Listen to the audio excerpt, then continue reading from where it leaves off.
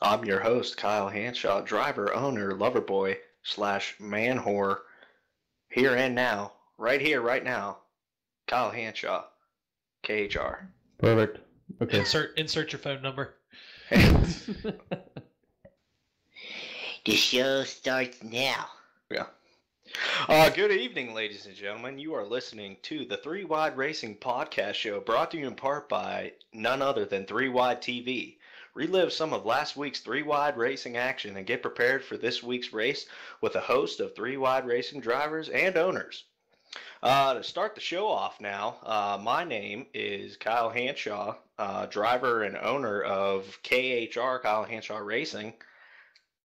Johnny Thomas here with you guys here today. I am the team owner and driver for Johnny Thomas Racing in the 83 Carhartt Chevy SS and front stretch, and also the 83 Barstool Sports Silverado in the truck series. My name is Drew Eisenman. I am the owner of Eisentech Enterprises. Also drive the 77 and basically all of the series, part-time in Cup, and awesome. Yeah, look forward to being here. And I'm Michael Willey, driver of the 94 Krispy Kreme Chevy Silverado, also with Pilot, and I drive for Bombshell Motorsports. All right, to kick off the first half of our show, we're going to go into a little race recap of everybody's action that you saw on track this past weekend. I know for starters, my weekend was a complete crap truck series race. It was going good for like the first 15 to 20 laps, and then there's a huge accident. It started up front, and then it just kind of progressed throughout the field, and got caught up in that, tried to miss it, and just had nowhere to go. And I went for a little ride. I think I looked like an airplane, but yeah. Well, you stuck the landing. I mean, I'll give you 10. I'll give you 10 for that. I know, that was a hell of a wreck. That picture you sent on Twitter of you and Kraft, and that was pretty similar. It was. I was trying to get like a good like still picture of it to kind of represent or like reenact that wreck, but yeah, it was crazy how that happened. But yeah, I was disappointed. I was really looking forward to that truck race, and then we moved on to Sunday or Monday actually for the Cup race, and we had a good plan going. Me and a couple of the other guys on track, and it was working for the most part. And then I got some damage under caution. I got ran into the back of by one of the guys that was in my drafting team, but that kind of, I think, hurt the You seemed speed to stop abruptly though. Yeah, that was because the field like kind of on Wade's defense. Yeah, it was just like kind of like a big checkup of the field, and I went down below the yellow line, to give him some room, and he kind of like went in the same place I did, and we just collided. But I guess it was one of those things. It kind of felt bad, but I just hurt the speed of the car from the point on, and I stayed on pit road a little longer to get this repaired, and just got left behind, and just hung out to dry basically, and finished 19th. But yeah, that was it. How did your weekend go there, Drew? Pretty much, driving on the freeway a lot. It's kind of what it felt like.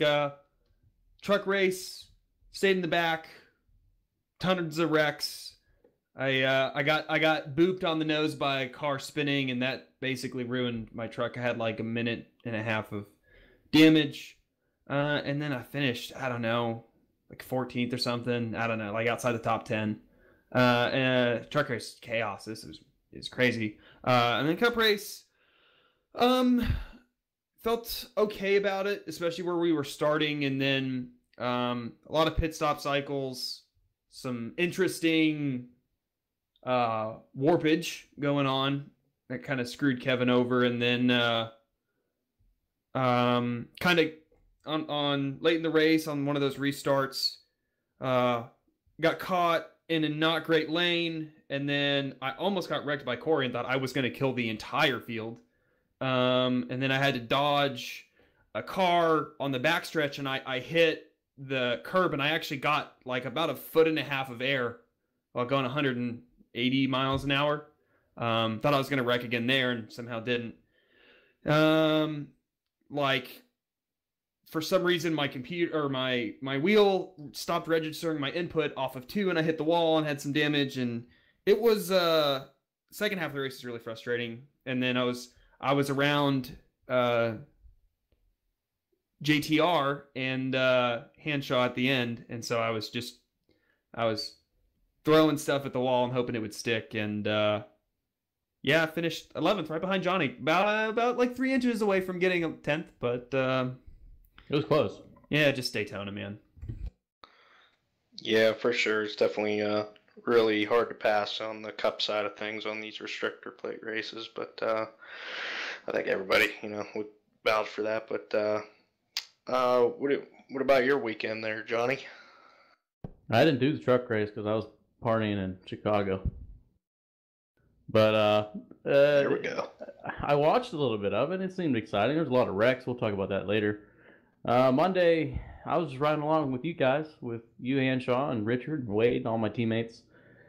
And we had a good plan, but it's so hard to pass there, like everybody else is saying. And pit strategy, we were pitting a little bit earlier than the leaders, but and I thought it was going to work out until we had to determine on how much fuel we had to take at the end of that last run.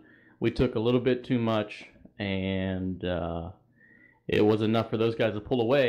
Drew, I don't know how much you guys were taking, but we put in 11 gallons, and we were like 10 laps to the good, so we put in way too much. We were 5.8. Yeah, that's what screwed us. I knew we should have put less in it. I thought we had a good plan. Like when we came out of the pit road, we just filed in with the leaders, and we kind of blocked Peter and Cam from pitting that one time, and I thought they lost a whole bunch of time, and they were the leaders. So I thought, like, oh man, we're gonna either get close to them or even get ahead of them. But they took less fuel than us. They got out way ahead of us and couldn't catch them. But this package is rough to race on, especially on a restrictor plate. Restrictor plates are meant to go 2 and 3 wide, like you saw in the truck races, but they weren't.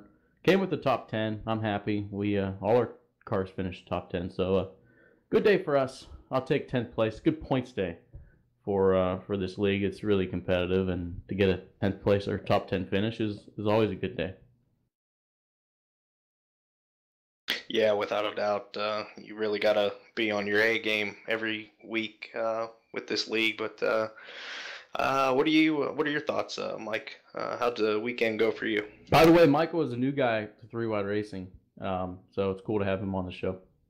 Yeah, so weekend didn't go as rough as we were expecting it. I mean, 3 of our 4 drivers are all brand new over at Bombshell Motorsports.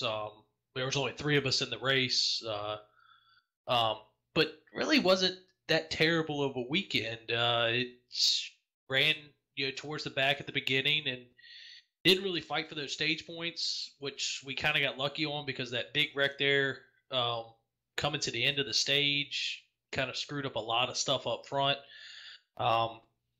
Ended up getting some damage on one of the wrecks. Got hit from behind. Everybody was checking up, and in typical kind of plate fashion, you're more worried about what's coming from behind than what's in the front. We got hit in the back. Only had about 12 seconds worth of damage, so not terrible, but enough to where we kind of put ourselves in a spot where we had to stay with the pack. We couldn't lay back anymore like we were doing, just with fear of losing the pack. And it actually put us in a good situation there at the end. We had my teammate Eric Mickey was in 2nd place. I was in 4th, or 5th at the time, pushing a couple PPG drivers, and then had a wreck there right at the end. I think we were coming to get 2 to go maybe, and avoided that and ended up bringing it home 4th with a good friend of mine, Chris Munger, picking up the win. Yeah, without a doubt. Now we're going to go into our spot on, spot off part of the show. Let's see what we got on the agenda. Peter Short and Christopher Munger winning at Daytona for the trucks and the Cup. What are your guys' thoughts on this? Spot on, spot off. I'm spot on for these two guys winning. It's cool to see Christopher win. It's always cool to see a new guy win in three-wide racing.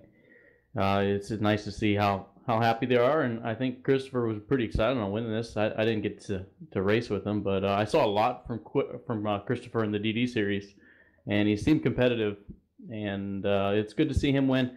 For Peter, I'm spot on for Peter. I'd normally be spot off, but I'm spot on today because I didn't want a guy winning this race that was just gonna get 12th in points, or a guy that was just gonna waste another spot for another guy to get in the playoffs. Peter's gonna win a whole bunch of races this year.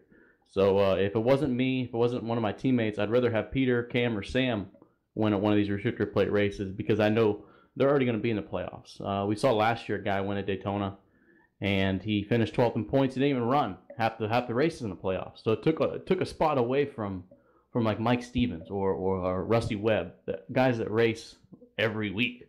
So it was good to see somebody that you knew was going to be winning and getting into the playoffs. So I was happy about that. Yeah, that's a good point brought up there. Drew, what are your thoughts?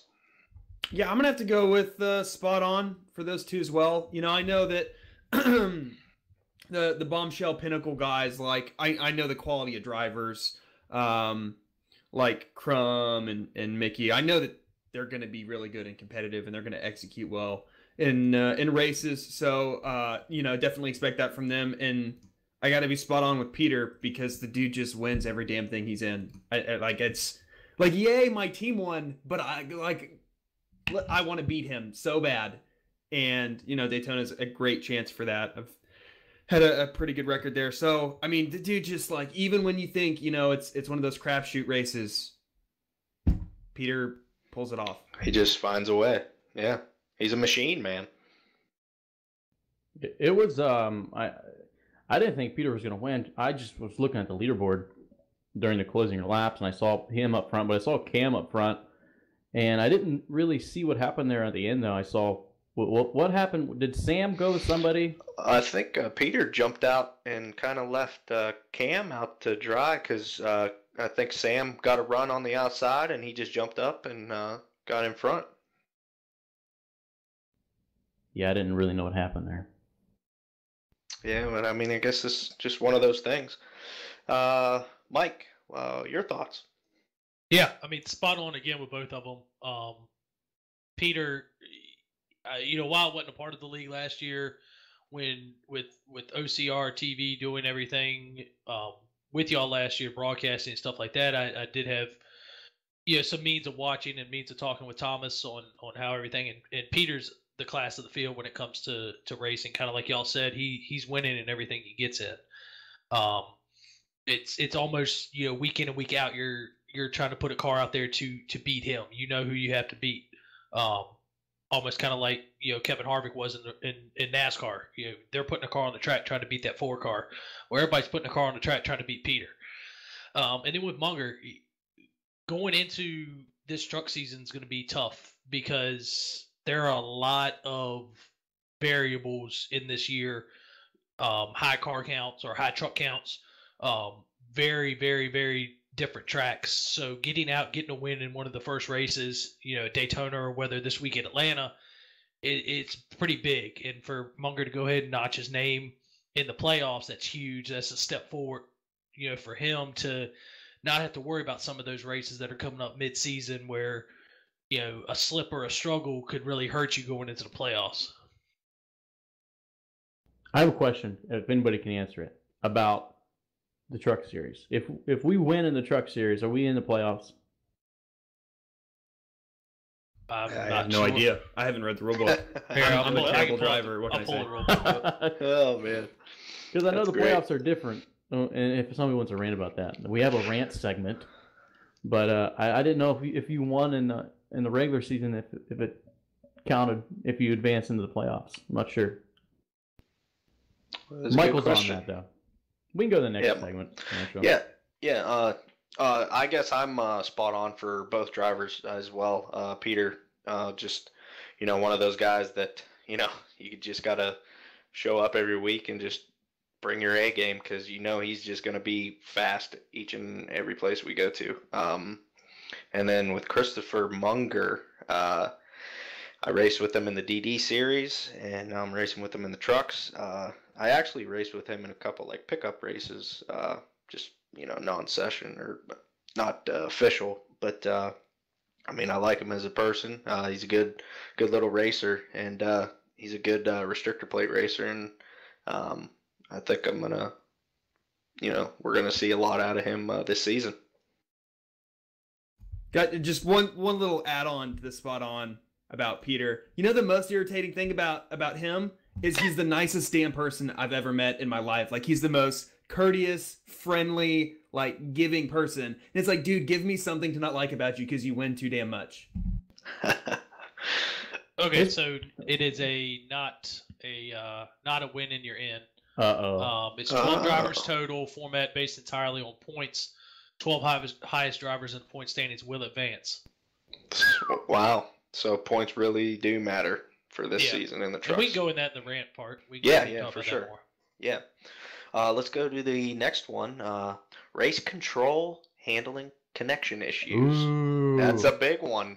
This past weekend we had a lot of issues we saw on track with that.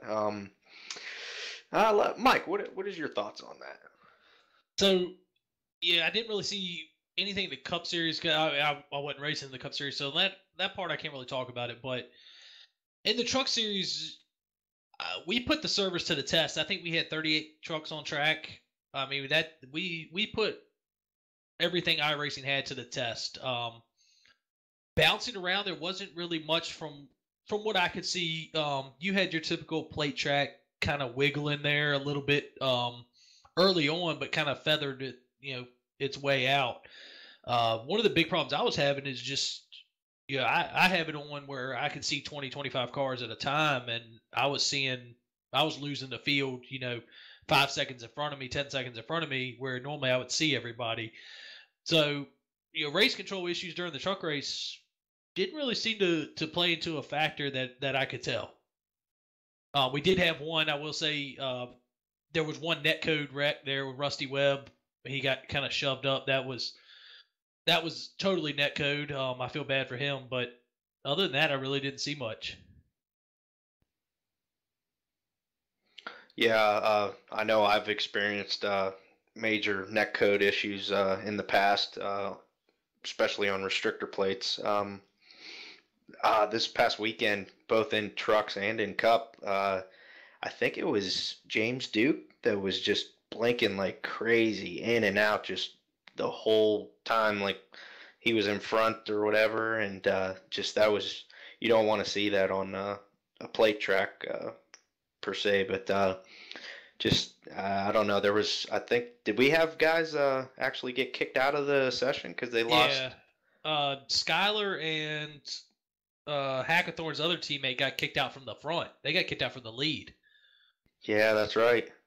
Yeah, it's just it's crazy. I don't know if iRacing can. Is it like an iRacing issue? Like, is it there with their servers and stuff?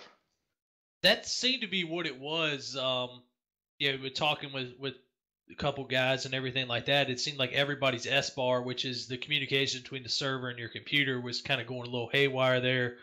I mean, it was to the point where if you tried to even back out to look at a replay, it was taking a good 5-6 seconds to even back out and look at a replay.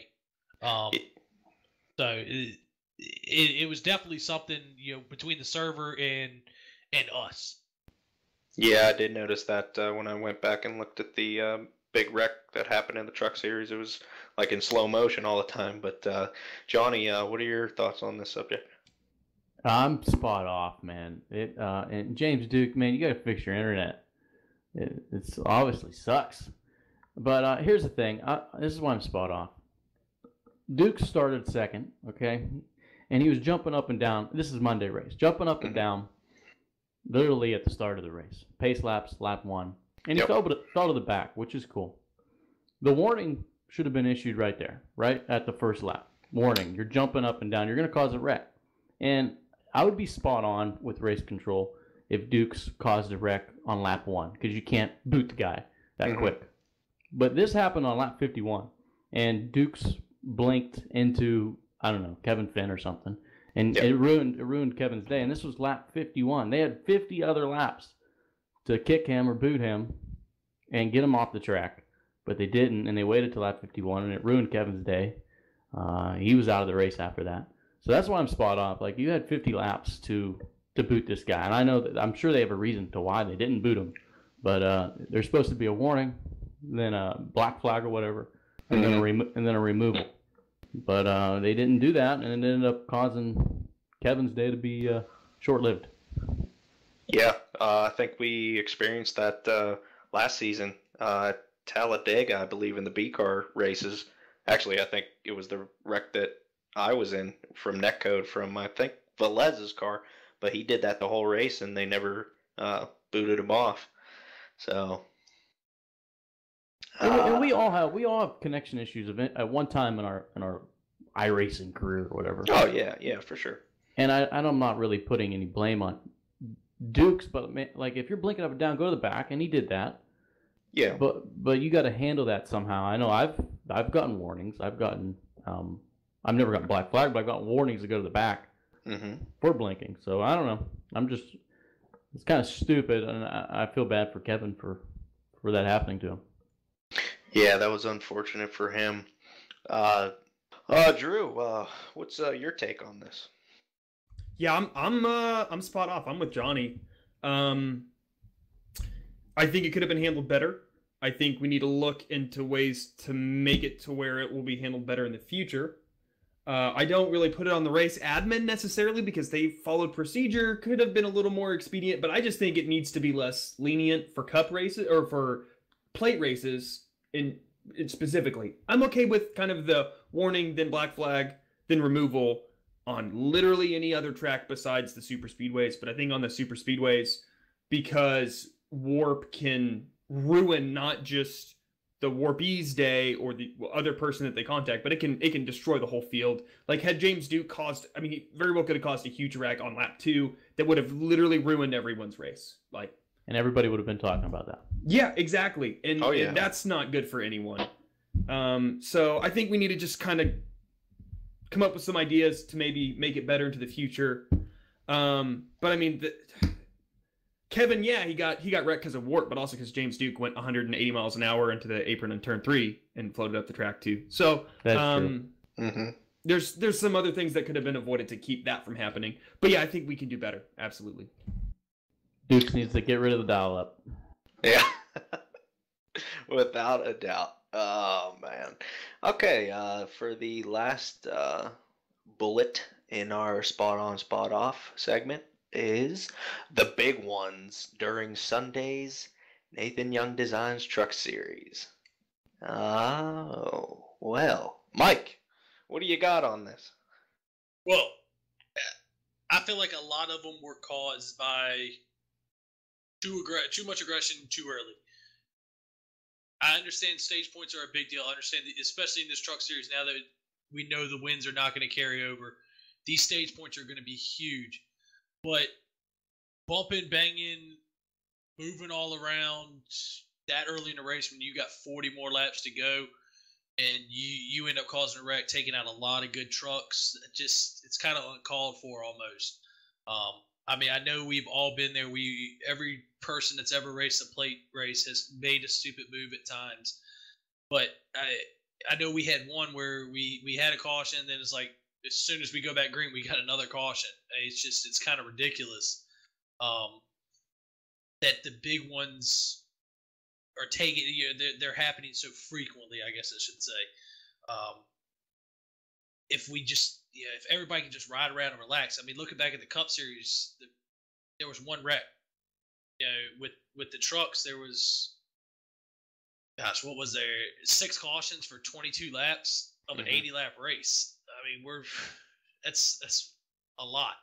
We're looking at 3/4 of the race riding around under caution, and they're not quick cautions at Daytona or Talladega. You're looking at 2.5 minute cautions. So yeah, for sure. Yeah, so it's patience. Patience is going to be virtue. Yeah, I agree with you there. Johnny? I just watched the race on Sunday. I spot off, really. These restrictor plate races, that you're always usually going to have one, and that's fine. Two, that's okay too. You normally that sometimes happens. When it gets to like 3 or 4 big wrecks, then you kind of just got to ask yourselves, what are you doing? Why are you racing this hard after all these guys have been wrecked out? But then I'm like, everybody watches Daytona 500. It seems like the 500 every year now is a wreck fest. So they do it in real life, and why not do it in the Road Racing Truck Series? So I'm spot off, but really I kind of understand why all these wrecks are happening.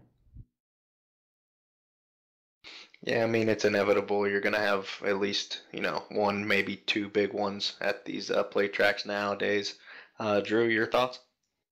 I'm going to kind of disagree with Michael, respectfully. I think that a lot of the stuff that happened in the truck race, one, I think it's because it's so damn hard to see in those trucks, and they have such ridiculous closing rates compared to the Cup cars, that I think that's just kind of a natural part of it. Yeah, there was some over-aggression, but it's Daytona, it's the trucks, that's going to happen. That's kind of what that's expected almost. And then the only reason I think you didn't see the exact same thing in Cup is because you have better vision, at least with the stock seating position view, and the package wasn't as competitive. You didn't get those closing rates on the cars in front of you, or else I saw so many times where there should have been a big wreck, but there wasn't, but because the package didn't allow for 5-6+ miles an hour differences in car speeds, I think that prevented a lot of it. Yeah, they just didn't have that closing rate. Yeah, exactly. I think I'm spot off for this subject. I know I was pretty upset when I was involved in the big one at You were throwing Daytona. some shade at Sam.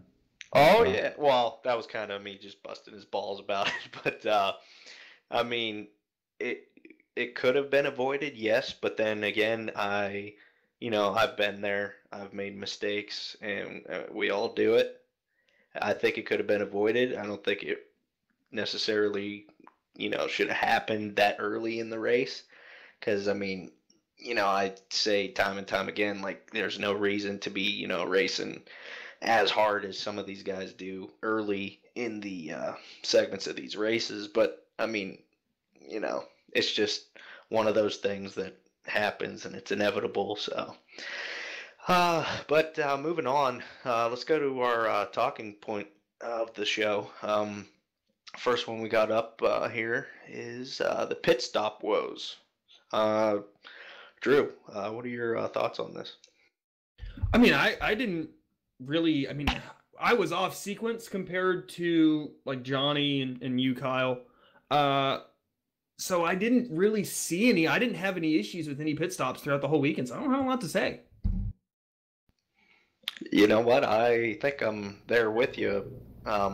Really, the truck, I didn't really get to pit, really, in that race. Who made these talking points up? Who made them up? Yeah.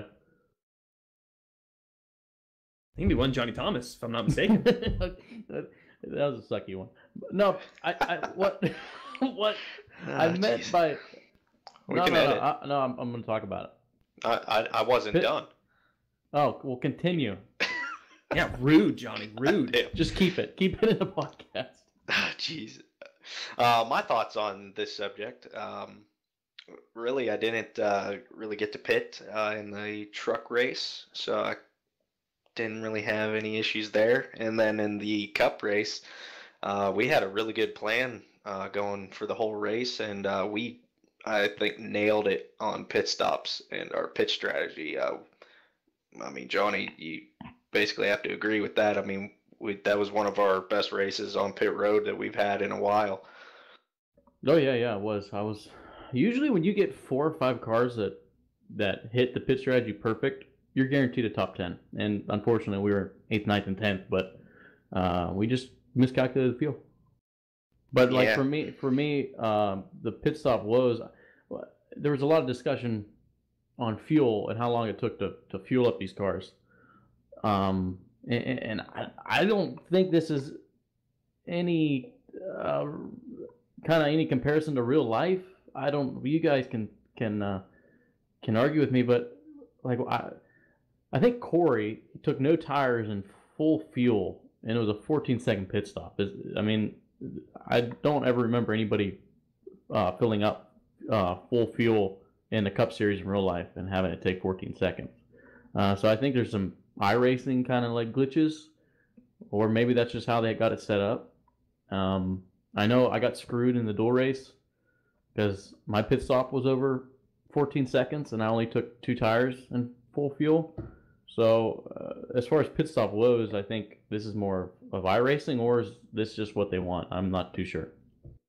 Yeah, I mean you're gonna see that too, because we've noticed in practice sessions and especially in the DD series and stuff like that, they're dropping the jack after 4 tires, and you're kind of sitting there for half a second or more waiting on the fuel to go in. That's not realistic, and it seems like it all kind of changed over when they went to this new pit stops. You know, the animated pit stops and stuff. It seems like they're dropping the jack, you're waiting to go, you're hammering the throttle, and they're still filling the car up. Yeah, I did notice that, and you know, God help you if you overshoot your pit box just by like half an inch, or you know, you're too far to the right or left. I mean, you really have to be careful now on pit road. Yeah, in the new build, weren't they supposed to mess with that? Yeah. Yes. I have no idea, but I know that it felt like it took them 4 seconds to get off the wall when you stopped in your pit box too. Like just to fuel. It was odd to me. I don't know if you guys had that happen. Oh yeah, it was the same thing. And the sucky thing is you can't even see the pit crew when you're in the car. You can only see them in the replay. Yeah. And yeah, like for you guys, like I don't remember at Daytona like cars losing a full lap before on pit stops under green, even if you took 4. And you guys lost a full lap when you guys pitted a little early. And I remember it was like 3/4 before. So I think the whole pit road is taking a lot longer because the jack release and them taking forever to get to the car. I don't know. I'm one. I can see my pit crew, you know, during the race and in the replay, but I also run pit detail on high. But I do see my crew come over the wall, service the car, and go during the race. So when it drops the jack, you're going? No, I'm still waiting on the fuel to you still sit there. go. The fuel guy is slow. Yeah, that's something that iRacing definitely needs to Must be them adjust. stock pick guns. Yeah. We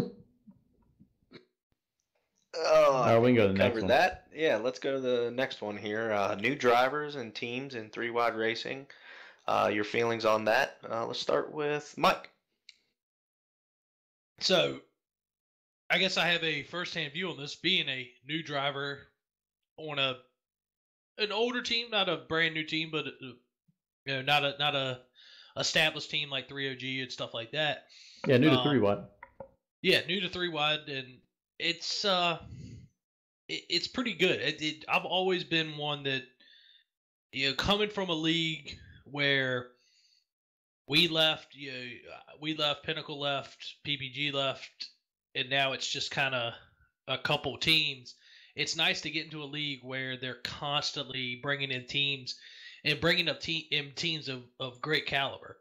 You know, with us, Pinnacle, PPG, Randall Fox Racing, you know, just the newer teams that I know of that are newer, they're bringing in good talent, and to mix those in with the already established teams, you know, with Johnny, with your team, and with 3OG and stuff like that, with those drivers, that's what's making this league thrive, and that's the reason we have 38 trucks to run at Daytona, and we're looking at 43 trucks signed up for the league with charters.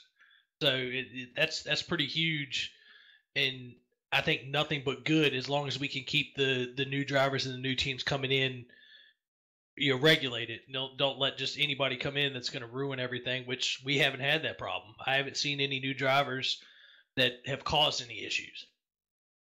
Yeah, for sure. Drew, your feelings on this?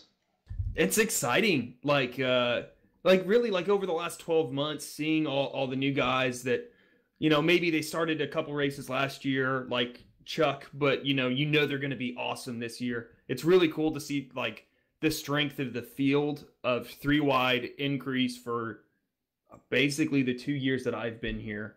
I think we all want as strong of a league as possible, and to do that, you have to have good drivers and good teams. And I feel like I don't know a ton of other leagues that are out there, but I think that we have the best driver field by far as quality is concerned. Having basically maxed out the truck charters. That's awesome. That's so cool to see. And, we're gonna make our name through bringing in quality talent. And I think that the sky's the limit for the league right now with the talent that's coming in. Yeah, for sure. I mean, everybody brings, something new to the table each and every week. Johnny, your thoughts? Yeah, this is a cool subject, and you guys both kind of hit the nail on the head. But when I came in here, I was one of I wasn't the original guy, but I think I came in here the first B-Car series season, and we might have had like 5 owners. It was JTR, 3OG, Back Row Motorsports, Shake and Bake, and a couple teams that are no longer here. Rebel Racing actually was in there, and they kind of stopped and they came back for this year. But now we got so many teams, and it's really cool. Through the DD series, we saw guys that were really competitive, and then they joined into the truck series and started teams or got on a team. But like you guys said, the competition is so good, and we got so many new drivers that are competitive and are clean. We're not looking for really fast guys all the time. We're looking for clean drivers too, and it's really cool. And I feel like what 3-Wide Racing does that no other league does as good as we do is social media. Twitter is, I think, huge for us, and I think it's attracted drivers to join the league just by Twitter alone. What kind of other league has Twitter accounts for iRacing teams? I can't really find too many, and we all got them. And with Media Day and all that, we're a 10 out of 10, 3-Wide Racing, the league in general, on social media, on getting people into the league. I love that aspect of it. Yeah, for sure, without a doubt.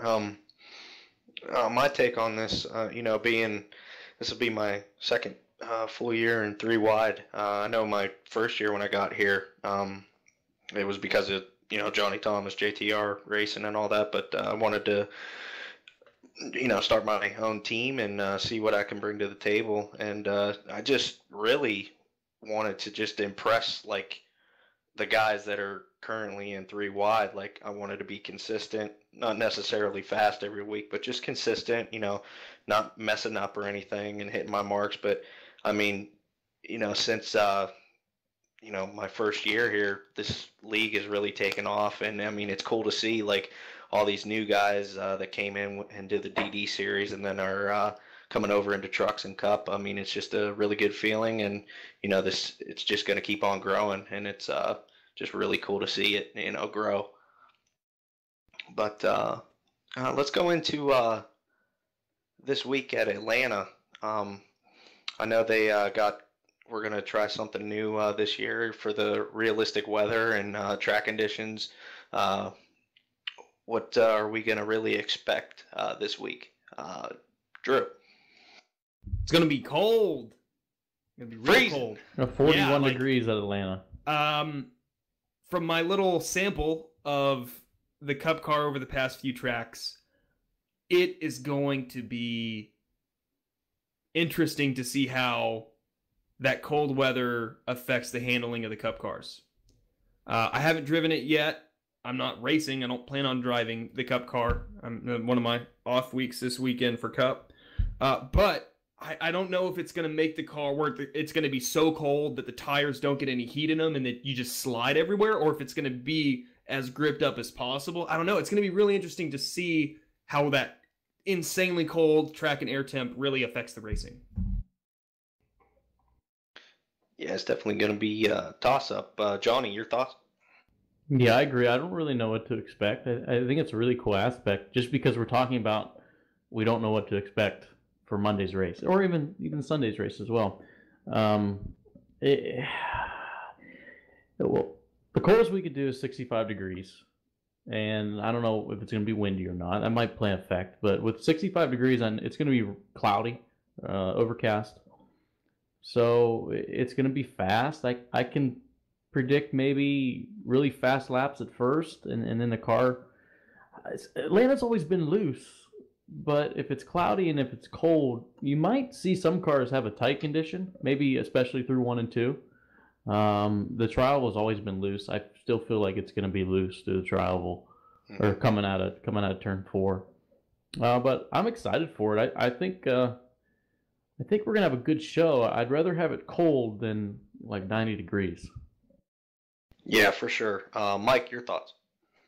So, can't really speak. On the Cup side, it's going to be just like Johnny said. It's going to be loose no matter what. It's going to be loose in the trial. It's going to be loose out of 4. It's going to be loose out of 2. It's just no matter what the weather is, it's still going to be loose. The Truck Series, though, I actually ran a few laps earlier today when we got the email. Kind of pulled up what the weather in, what they're forecasting for Sunday. Light winds. Right now they're looking to be about 10-mile-an-hour winds, so nothing really crazy.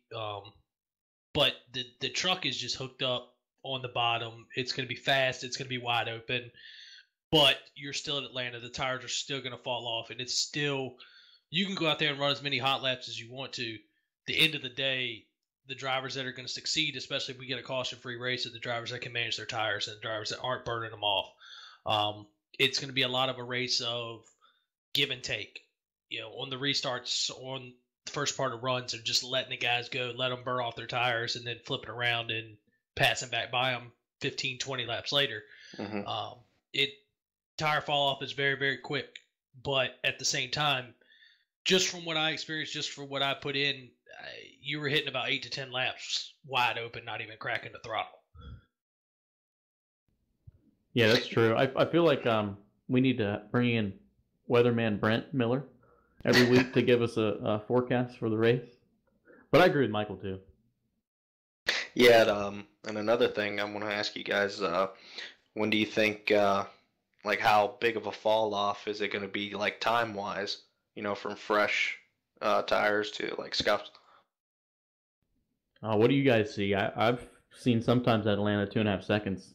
Yeah, you're gonna be upwards of at least 2 seconds. New tires are definitely going to be a huge factor, and they're going to be able to go anywhere. Old tires, you're going to be fighting to try to stay on the bottom, stay in the middle, do whatever. New tires are just come in and be able to run the middle, run the high side, run the bottom with no problem. Yeah, and these races are so cool. These really tracks that wear the tires off, because you'll have, if we have a long run, you'll have guys short pitting like halfway through the run, and you have guys trying to stay out. So the strategies and the cars on track, the speed difference is huge, and that's sometimes we see an accident. But I always look forward to coming here and to coming to like Rockingham, California, because the tires are so big. And pit road's not easy to get on. This is definitely one of those tracks where pit road can come up on you quick and you can overshoot. It's a quick slow down to get on pit road. You're coming off turn 4 and you got a pit, basically. Yeah, and you don't have very much room on the apron to slow down. Yeah, for sure. Well, guys, we are coming to the end of our show, but the last part of our segment is going to be the rant segment. Ooh. So, anything we want to rant about, talk about, complain about, bitch about, I don't care. Let's start That's out all this with, is for. Yeah, let's start. I mean, whoever wants to go ahead. Let's see. Anybody want to rant about anything? Oh, yeah. iRacing. Definitely. Fix your draft package. It's garbage. Fix it. Yeah, definitely. I think we can all agree on that. I wish it was back to like the package of I don't know, from like 2000 to 2006, but those were different cars. So I don't know what they could change. I don't know. Could we change something? I don't know. The package sucks. Yeah, I think it would be cool for the league to look into ways to maybe add drag or try to manipulate something in the setup maybe for the next restrictor plate race, because I don't know if, dipping the rear springs or raising them, making them stiffer or softer. I don't know how realistic that is, and how if we could actually make the setup more draggy to make the package better, but I think it's something we should at least look at. Yeah, having track position at Daytona was never, or Talladega was never really that big until it was like 10 to go. Now you can pretty much control the race from start to finish if you're up front, and I know it's kind of a good thing, but restrictor plate racing isn't supposed to be like that. Yeah, no, not at all. We noticed that in the Clash. It's nice being out front, but I mean, it's really frustrating when you're third on back. You just want to go and pass guys, but there's just nowhere to go, and you can't get that run. So it's very frustrating. Anything else, guys? Michael, you have anything? Yeah, a couple things we can talk about. First off, the new playoff format that was introduced. Oh man, this is going to be huge, especially in the Truck Series and stuff like that. With the diversity of the schedule in the Truck Series, this playoff format, that 1 and 2 seed is going to be crucial, because in the Truck Series there is a variety of tracks. While in the Cup Series they're going more traditional tracks and stuff like that. Got a couple kind of oddballs mixed in with Five Flags and Iowa and stuff like that. But in the Truck Series, we start off Daytona, Atlanta, but then we go Myrtle Beach, Bristol, Bathurst, Eldora, Iowa, Knoxville.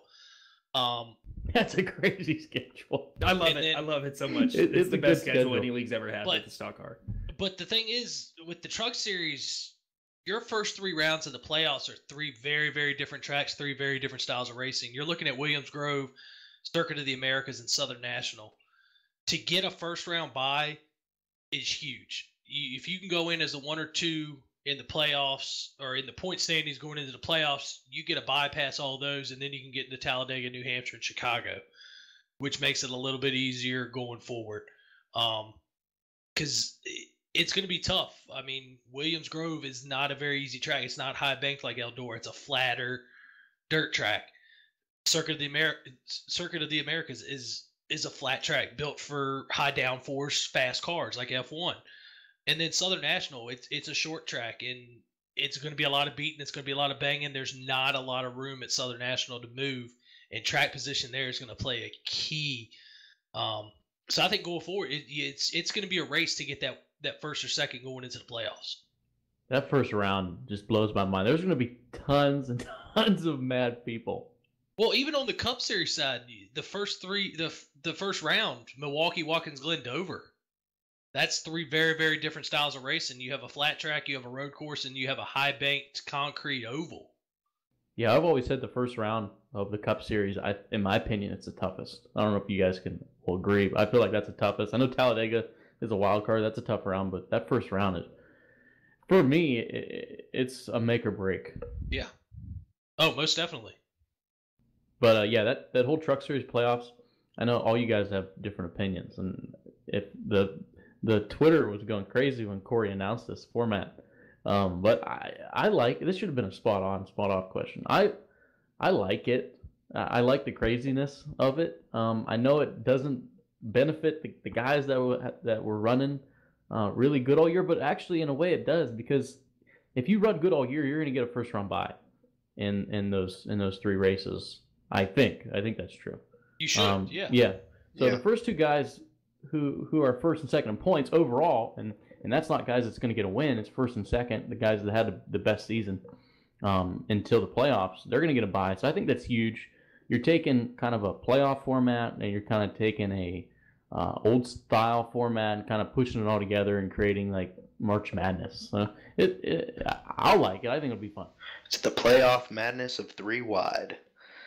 Yeah, it's going to be interesting for sure. The whole schedule is going to be interesting, but I will say this is one of the most diverse schedules I've ever seen, where it's not focusing on one style of racing. You're going to see guys come out and dominate on the dirt. You're going to see guys come out and dominate in the 1.5 miles. You're going to see guys on the road courses, the short tracks.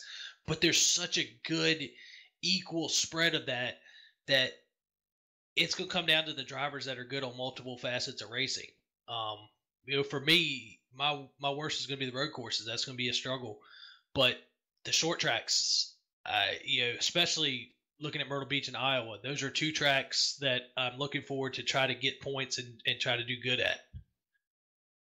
Those are, yeah. Go ahead, Drew. Yeah, I love the schedule. It's so cool to try to like do something different and do a lot of the things that people like Monza, dude. That's sick that we have Monza. It's a super speedway, but we're not going to Talladega twice or something like that.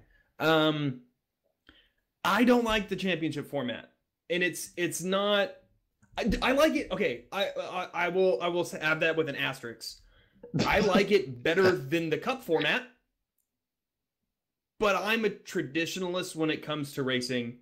I like a champion to be determined just by treating one race equal to another, and then the dude with the most points at the end wins the championship. I understand why that's not realistic for 3 wide. I mean, I guess it's interesting. I think it's going. I have no idea how it's going to work out, right? I think it's going to be interesting to see how that like buy thing works, and I think it's going to encourage a lot of racing during the season to try to get those points, and it's now going to put a premium on just finishing well, consistency, which I love with the championship format. But yeah, the schedule, holy crap, that thing's great. The only thing I wish I could change is Bathurst. That's going to be rough. It's going to be awesome. Trucks, man, where you're sliding everywhere, like that's going to be such a challenging race that I'm really excited for it. I can just see the downhill, though, especially the sharp left-hander on the downhill where you're almost done. I can see a truck parking it sideways there and ruining quite a few people's races. Yeah, I mean, that's how that track races in real life, too, though. Yeah. That's part of the challenge. Yeah, but V8 supercar versus 3,000-pound truck. They're not that different. They're really not. Downforce levels and everything. They actually make way more horsepower than the trucks. They're a little bit lighter, but they're still like 2,800, 3,000 pounds. Yeah. I just know that's going to be the key of strategy. Bathurst is going to be strategy, because track position is going to mean so much, because there are very little true passing zones on that track. Yeah, it's going to be taking advantage of the person in front of you and making sure you get a good run into essentially the valley flat bottom of the track. If you can get the high-speed valley and get them in the left-hander, then that's good. But I mean, that left right left sequence coming to the start-finish line, that's where you're going to see a lot of action. And it wouldn't surprise me if you see a couple trucks getting forcibly pushed out of the way. And the dirt stuff with the truck, I know I've struggled with. There's a lot of dirt on the schedule this year for trucks. It's gonna. I think you're gonna have the dudes. I think Hanshaw, you're one of them that are gonna be the guys to contend with in trucks. Like probably Peter, because it's Peter and the dude's freaking Iron Man. But like, I think you're gonna have like kind of like, okay, now your road course guys like Mickey and Kurt are gonna exceed at those tracks, but then you're gonna have your dirt guys, and then you're gonna have your intermediate like oval guys. I think it's gonna be interesting because I think the field the competitiveness is gonna change from week to week just because the track types vary so much.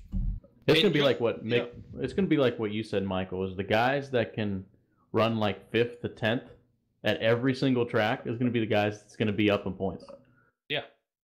And you're looking on the dirt track thing, going on that, you're looking at not only 3 dirt tracks, 3 completely different dirt tracks. Eldora is high banked for a dirt track. It's high banked. It's a lot of room. Williams Grove, that's a D-shaped track where you come off of turn 4 and the wall is right there. Mm-hmm. It is tight. And the same thing with Knoxville. You come off of turn 4 at Knoxville and it's there. And Knoxville also, that low line at Knoxville doesn't come in like it does at Eldora or Williams Grove. It's a lot of mid to high racing. Yeah. And these trucks have a very big rear end, unlike the sprint cars and stuff like that, to where any little stick out there and you're gonna be hitting the wall. Mm-hmm. Yeah, I agree with you on that. Knoxville is a beast in its own. I'm looking forward to these dirt races in the Truck Series, obviously, but I think a lot of guys are going to have some problems. The Grove and Knoxville, just with that berm that runs on the inside of the racetrack. Guys are going to want to go down there, and if they catch that the wrong way, they're just gone. They're going to be gone. So, and it just depends on like track conditions and too, like if it slicks off or if it's tacky. I mean, it's going to be a beast, and I'm really looking forward to it. Yeah, I mean the good thing is we're running Eldora in May. It not too terribly hot in May, but we're hitting Knoxville in June and Williams Grove in August. It's going to be hot there. Yeah, for sure. Nice and slick.